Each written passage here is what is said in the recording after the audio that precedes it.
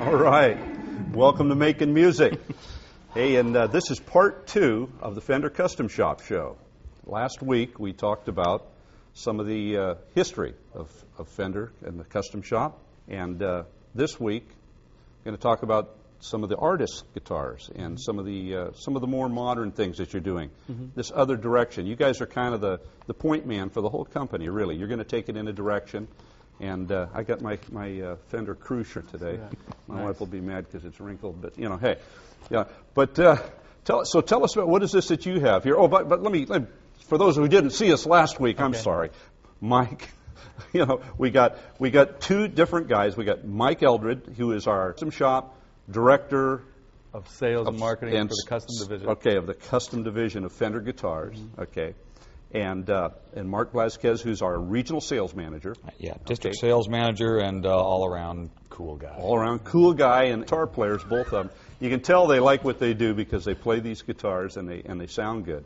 So tell us about what you got. What have you got here now? What's in your hand here? Well, this is what we call a Strat Pro, and I talked about this last week. The shop has 2 charges. It's to preserve the rich legacy of Fender, and then also to push the company in different directions as far as pickup design and manufacturing techniques, things like that. And a lot of what you see in line 10 or the main production line stuff, a lot of those guitars that you see today, 2-3 years ago, were custom shop instruments. And so what we continue to do is we continue to push the envelope a little bit in design, and a lot of the stuff that we come up with shows up on the regular production line guitars. This is what we call a Stratocaster Pro, and this was really built because we wanted to have a guitar that really kind of appealed to a guy who's out gigging every night and doing his thing, you know, in a local band or something like that. And so what we did is we went through and we made some modifications to the regular Stratocaster. We went with the bigger peg head design because a lot of the guys who see this peg call this a vintage headstock, and you know, because the demographic is growing up. It's changing. You know? Yeah. What's vintage now? Yeah. so it definitely has a vibe to it. It's you know, a real kind of 70s Deep Purple type of you know, to it. So it's kind of a fun guitar. Yeah, it sounds great. Now this, I see it's got a Guitar Showcase tag on it. So this is one you just took off the floor and just brought in. I just grabbed this off the floor. Yeah, this is a great guitar. I might buy this one later on today. You might have to own it, right? If I can get a nice deal on it. We'll give you a good deal. Okay, good. Yeah, always. Yeah. You know the guys there. I know the guys there. And you always get a good deal at Guitar Showcase. Right. Yeah. See, anyways, that'll get him a deal right there. So anyways, what this guitar has a bunch of really neat stuff going along with it. It has a LSR nut, which is a really cool nut. It has two bearings in each one of those. And what happens is when you use a tremolo, on a normal guitar, sometimes you get bound up in here.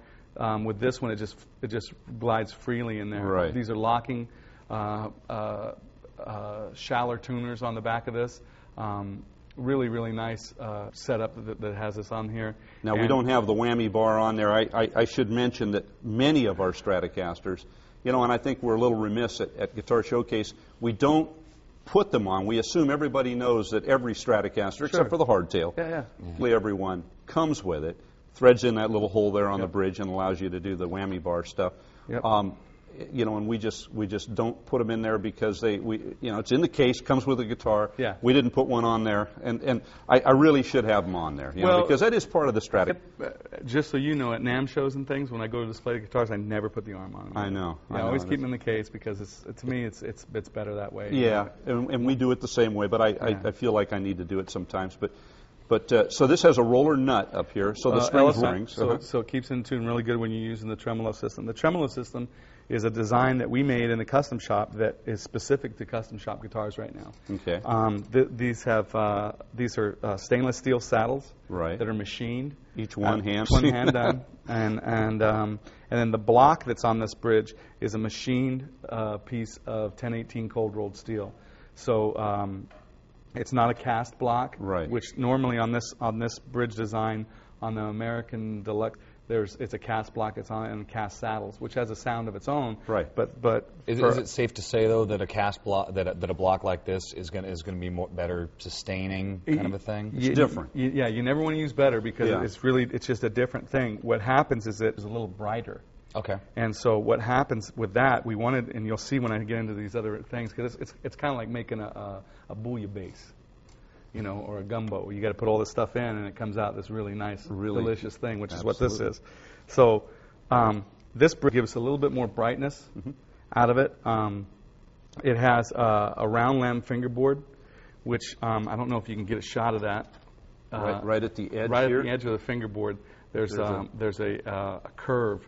It looks like the rosewood is alongside of the maple. Right, they can see that. And and what the way we do that is we take the maple and we cut convex on it, and then on the rosewood we do a concave on it, and they fit together like a puzzle.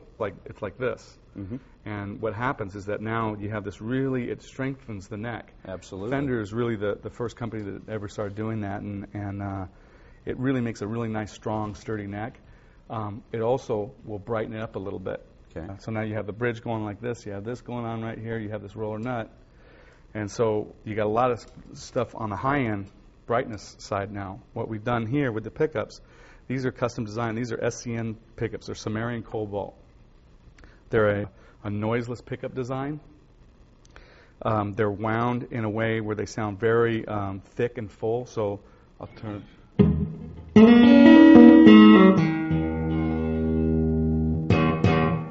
There's some tubbiness, nice and fat sounding. So it competes like with humbuckers and things like that. Really nice sounding pickups.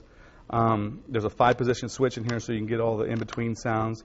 And the back pickup is a little bit hotter so you can lean into it a little bit more. Now you mentioned cobalt a minute ago. That's the magnetic structure? That's the magnet structure, yeah. Okay.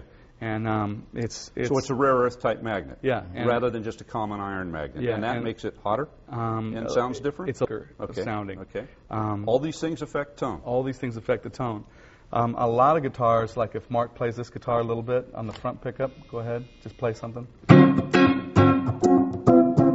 I roll the tone off. If I roll the tone off like that, you can hear that it kind of goes like this. Yeah. And it takes off some of that. Now, if you take this guitar and you do that same thing.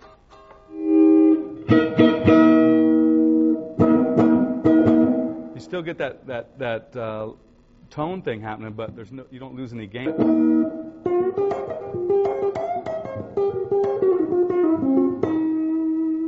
And you can dial it in. And that's called the grease bucket circuit, right? That's called the grease bucket circuit. And the grease bucket circuit All right. is something that I came up with by sitting down with Billy Gibbons.